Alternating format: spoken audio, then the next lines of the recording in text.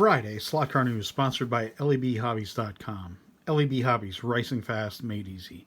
Visit lebhobbies.com.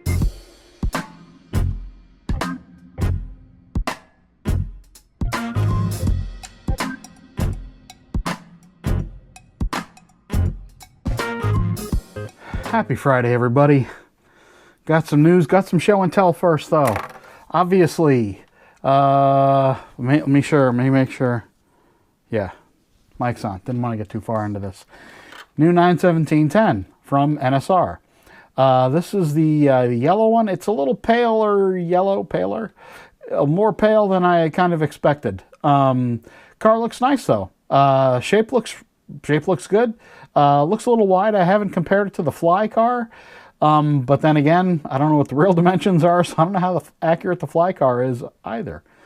Not that this one isn't accurate. Anyway, I went down that rabbit hole quickly.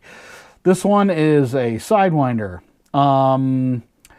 It's got all the smoothness that you'd expect from an NSR, which is to say quite a bit. This gear mesh feels fantastic. The shapes on the car look really nice. The body is very, very lightweight. That's impressive. Yeah, really can't wait to get this on a real track or, any track. I might do a little teeny tiny test track skid pad. I thought I'd call it the skid pad instead of teeny tiny test track. C7R Corvette. Yes, this is not technically... How's the light looking? Oh, pretty good. This is not technically an accurate car. As most people know, the Wheelin' car was not a GT3 car. This is a GT3 livery. Do I care? I don't. Why don't I care? I am a stickler for accuracy. Well, mainly because it appears, it doesn't appear, it's the case.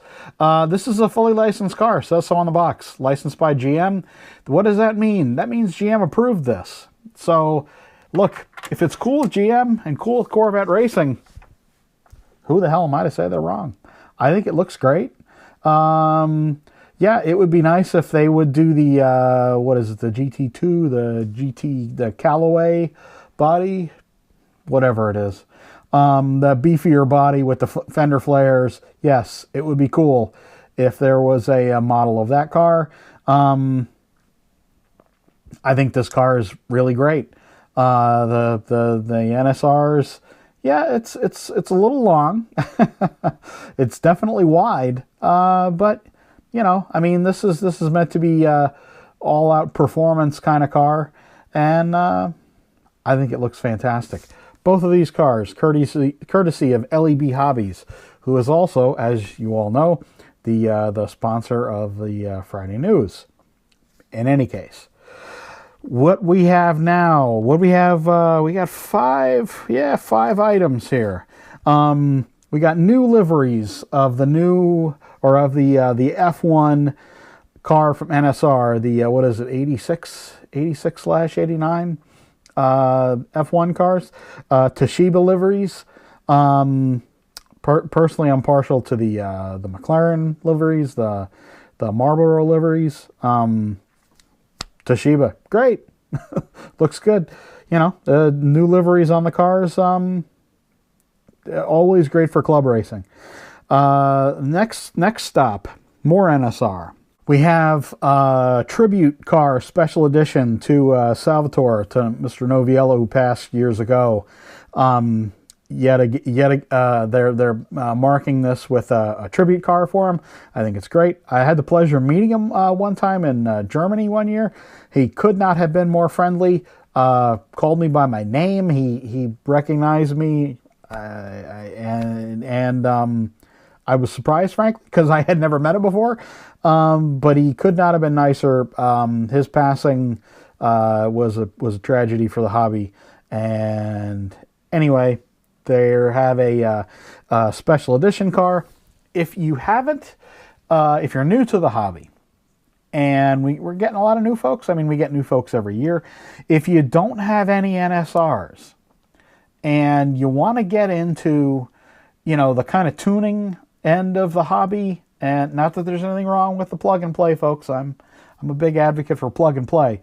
But if you want to step up to or step into the NSR, and you don't have an NSR, you don't have a slot it, and you want a car that you know is going to be fast, trust me when I tell you, the Mosler is fast. Mosler, how fast is it? How fast is it? Mosler is so fast that the Michigan 24 that Mike Stott and the guys at Cloverleaf run and Slot Car Corner guys participate in, and a whole bunch of guys from all around the country. I believe the Mosler is only allowed every other year to give a chance to some other brand of car, some other type of car. I'm sure if I'm wrong, someone will tell me. Anyway, next, Olifer. Okay, so there's been a lot of discussion recently about chassis and printed chassis, specifically as relating to the CUDA, because people don't like the guide system that SCX has. So if you want to switch to an all-wire guide, the easiest way is to buy an Olifer chassis. They make chassis for just about everything. And another new car, the chassis, I got the picture here. It's a for the MRRC Cobra, the Shelby Cobra. You see the photo here. It's available. I'll put the link to the Olifer page on Shapeways down in the description. Shapeways is a great site. The problem is it's really hard to find anything on the site. If you do a keyword search for like slot car chassis, all kinds of stuff comes up, and it's not the best site to try to find stuff on. It's a great site if you're looking for all kinds of oddball parts for basically anything. And Olifer have a really good page, page on the site.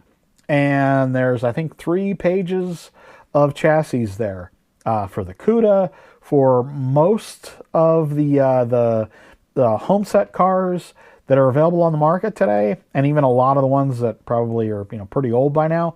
And I don't really have any affiliation with Olifer. I've been talking to them about I would love to get them some U.S. distribution, and they may be sending me a CUDA chassis to do a build, just to kind of show folks really how easy it is to start with one of their chassis, and to get a really kind of pro version built of a CUDA, or really any car. I think they may send me that, or SLS Mercedes. Regardless, it's really cool, all the 3D printing that we have available for chassis parts. Next, okay, so we have new Sideways, and this is being shown on the Facebook page. Sideways Escort Group 5, maybe it's a Group 4, I don't know, whatever. Escort, and look at that car. This looks fantastic. Big fenders all around. Big fenders for everybody. I think it's really cool to get just something really different. Yeah, I know Team Slot is making a car, but they're not available here in the U.S. So I think this is fantastic. They've really, Sideways has really carved out a great niche for themselves doing these Group 5 bodies. Yeah, God, they look good. And this one looks fantastic. More development news from Fly. They're showing pictures of the new 924s that they're making. I believe the Le Mans team cars are the first ones that they're making, in addition to the red car, the red street car, and the red car for Moss Slot, for the promotion with Moss Slot.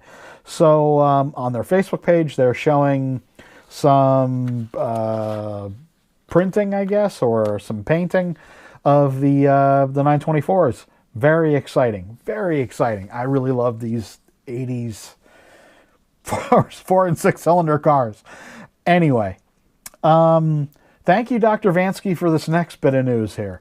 So Ninco, remember them?